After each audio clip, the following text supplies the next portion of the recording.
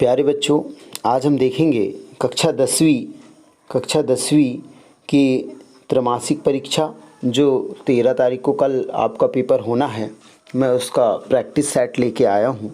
आप लोग इस पूरे प्रैक्टिस सेट को ध्यान से देखेंगे। इसमें से बहुत सारे क्वेश्चन आपके पेपर में आएंगे।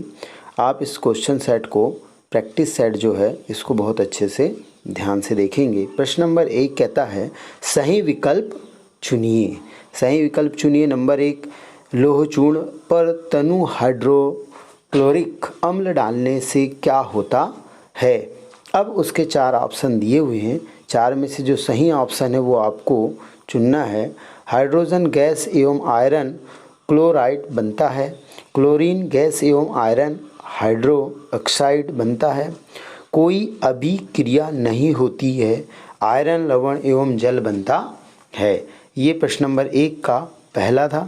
प्रश्न नंबर 1 का दूसरा कहता है, दूसरा जो है वो है कोई विलयन लाल लिटमस को नीला कर देता है। इसका पीएच संभवतः क्या है। 1, 4, 5, 10। प्रश्न नंबर 3, निम्नलिखित में से सर्वाधिक क्रियाशील धातु है। आ दिया हुआ है पोटेशियम, बा दिया हुआ है सोना, सा लोहा और दा चांदी। इसमें से एक है पादप। इन जो प्रश्नों को आप अच्छे से तैयार कर लीजिएगा। नंबर 4 है पादप में जाइलम उत्तरदायी है। आ जल का वहन, बा भोजन का वहन, सा अमीनो अम्ल का वहन और ऑक्सीजन का वहन। 5वां कहता है, ये ऑब्जेक्टिव ज़्यादा में हमने निकाल दिए हैं क्योंकि आप इसकी अच्छे से तैयारी कर लीजिएगा। ठीक। अलैंगिक जनन मुकुलन द्वारा होता है। अलैंगिक जनन आप समझ गए होंगे। अलैंगिक जनन जो मुकुलन द्वारा होता है वो किस में होता है। अमीबा में, ईस्ट में और प्ले जो स्टेडियम जो में और लेशमानिया में।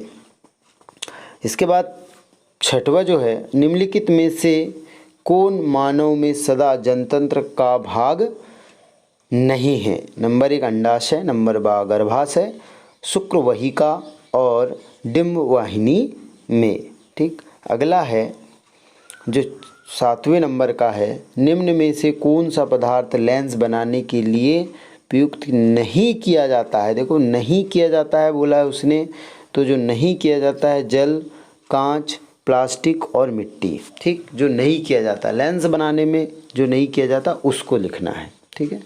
इसके बाद अगला जो 8वां नंबर है वो है मानव।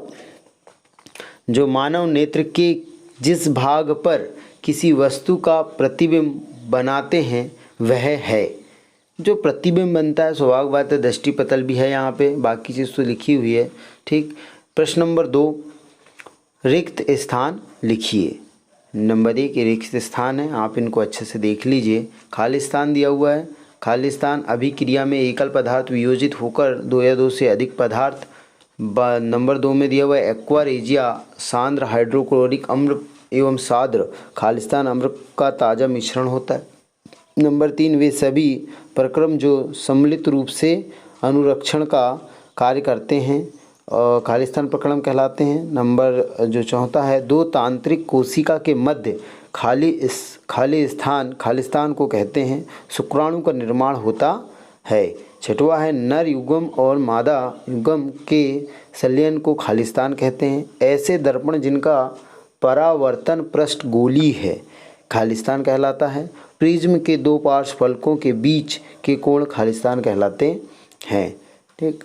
अब देखिए अगला प्रश्न, प्रश्न नंबर 3, सही जोड़ी बनाना है। सही जोड़ी क्या है।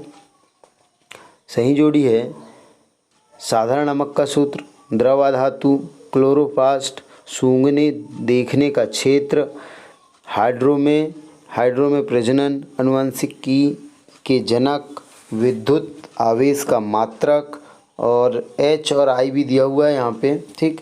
तो आपको ये सही जोड़ी को सही मिलाना है। ठीक है। इसके बाद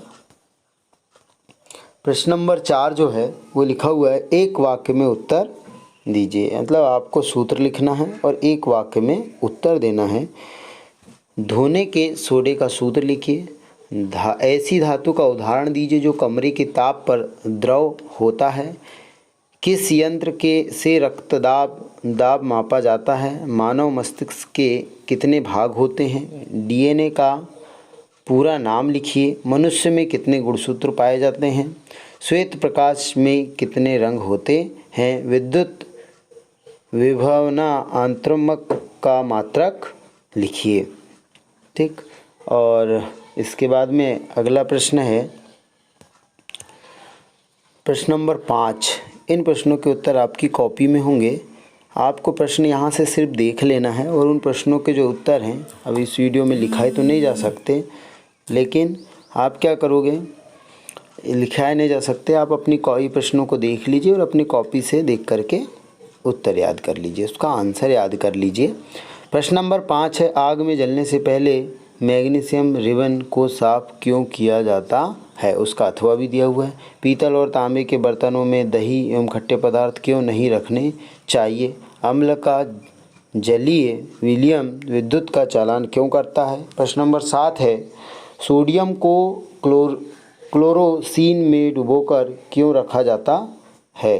और इसके बाद धातु एवं अधातु में अंतर भी आ गया है। स्वपोषी पोषण किसे कहते हैं, अथवा हमारे शरीर में हीमोग्लोबिन की कमी के क्या परिणाम हो सकते हैं। प्रश्न नंबर 9 है, जाइलम एवं फ्लोएम में अंतर लिखिए।